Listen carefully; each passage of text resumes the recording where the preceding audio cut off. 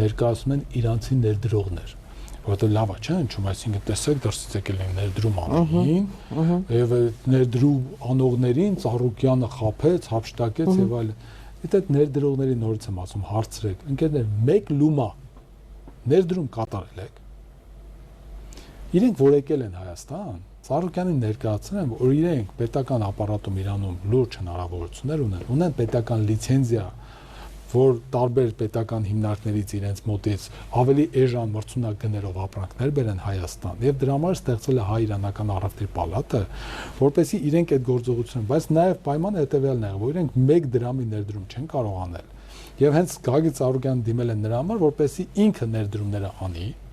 ինքը շենք շինությունները տրամադրի, վերանորոգումները կատարի, այսինքն ֆինանսական ամբողջ բեռը Ծառուկյանի վրա է եղել։ Իրենք ընդամենը հնարավորություն են ունեցել այնտեղից գումարներ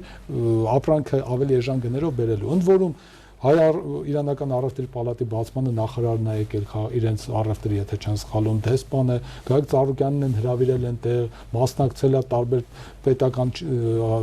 պաշտոնյաների մասնակցությամբ գործընթացներ են եղել, այսինքն համոզել են, որ իրենք ունեն այդ հնարավորությունը, Ծառուկյանը համաձայնվել է եւ մտածել է, որ նաեւ հայ-իրանական հարաբերությունները այստեղ ավելի ջերմանան։ Դրա համար դեսպանը դրա մասին խոսեց, Ծառուկյանի ներդրումը այս ամեն գործընթացում շատ բարձր է գնահատել իրանական կողմը։ Այնտեղ լուրջ բարձր մակարդակով հրավերք ա եղել, ներկայացել եւ այսքանից հետո երբ որ իրենք իրանական կողմը տեսել են, որ իրենց թևը ինչ որ չարաշահումներ ա կատարում, լիցենզիան տվել են մեկ այլ ընկերության, որպեսզի մյուս ընկերություն Ծառուկյանի հետ համագործակցի։